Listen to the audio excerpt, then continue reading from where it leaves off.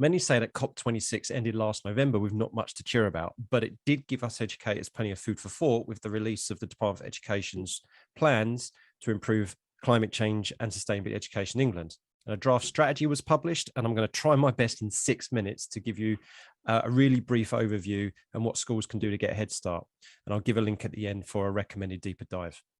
Now, what's interesting to me from the outset is that in the context section of the draft strategy, pages 5 to 7, there is a recognition of the power and the privilege that educators have. And the term enthusiasm of youth is used, which I feel is an acknowledgement that the passionate voice of young people has been heard thanks to their activism.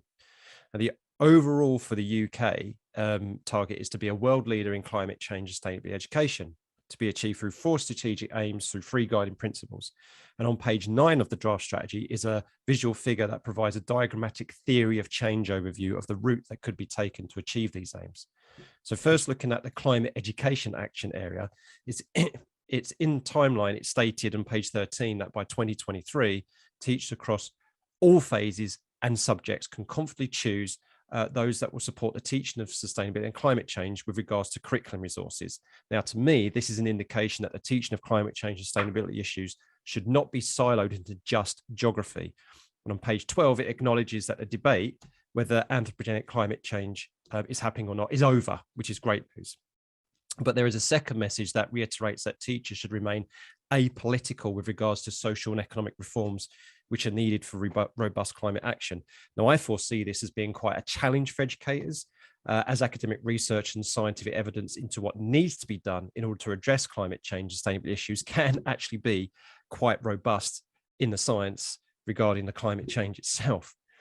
Something else, by 2030, it's hoped that newly built buildings used in education institutions such as schools themselves become learning resources to facilitate learning about sustainability and net zero.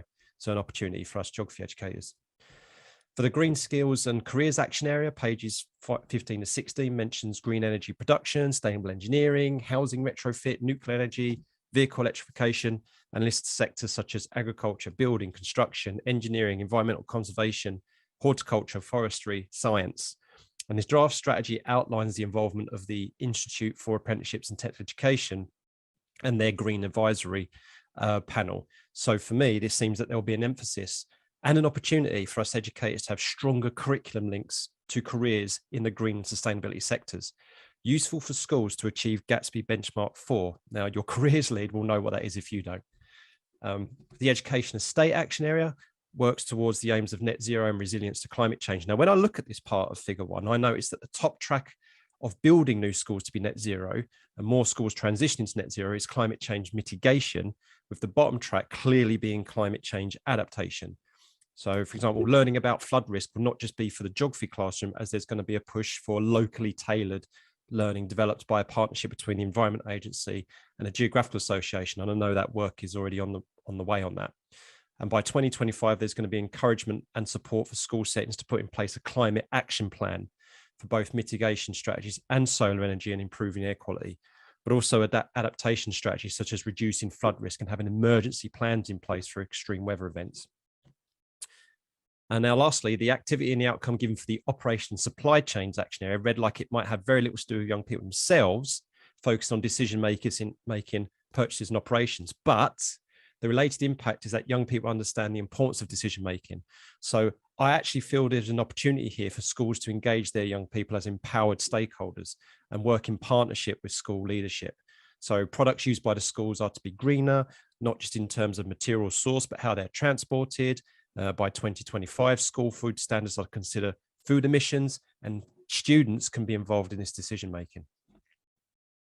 The last action area is what took most of the news, wasn't it? Which was the National Education Nature Park and the Climate Leaders Award scheduled for launch next academic year. Now, while the Nature Park sounds like it would be a real-time geospatial database of projects and success stories from pupils and schools, which can be used to share and celebrate ideas, the Climate Leaders Award will provide a structured route through the likes of the John Muir or Duke of Edinburgh's Award. However, I've spoken to a lot of young people who are skeptical about this award, since many schools already engage with the Duke of Edinburgh's Award or the John Muir Award, and they are so ubiquitous that they may not actually offer much of an edge when it comes to future prospects. But for you expedition leaders, there is already a way to say one step ahead. by emphasizing elements of the existing awards that focus on nature. So maybe consider that next time you have your award meeting. A school's duty of promoting the well-being of members of their community and duty to safeguarding provides another opportunity to stay ahead of this draft strategy.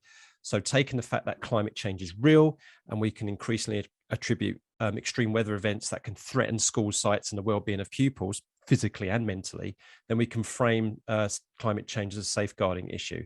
And there's another opportunity for us as well as geography specialists to support mapping climate change and sustainability to curricular areas across the school. So a fantastic opportunity to start linking curriculums together.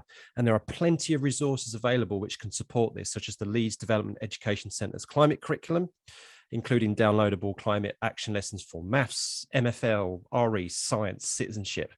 And I also strongly recommend you check out the UK School Sustainability Network, the Let's Go Zero campaign, and the Ministry for Eco-Education, whose aims, all of them, are pretty much aligned with those many of those in the draft strategy. So there you go. That was a very brief overview with a few ideas to think about staying ahead of the game. Please check out my blog article on Jog Ramblings, where I flesh out what I've covered here and for some further ideas and links. Thank you.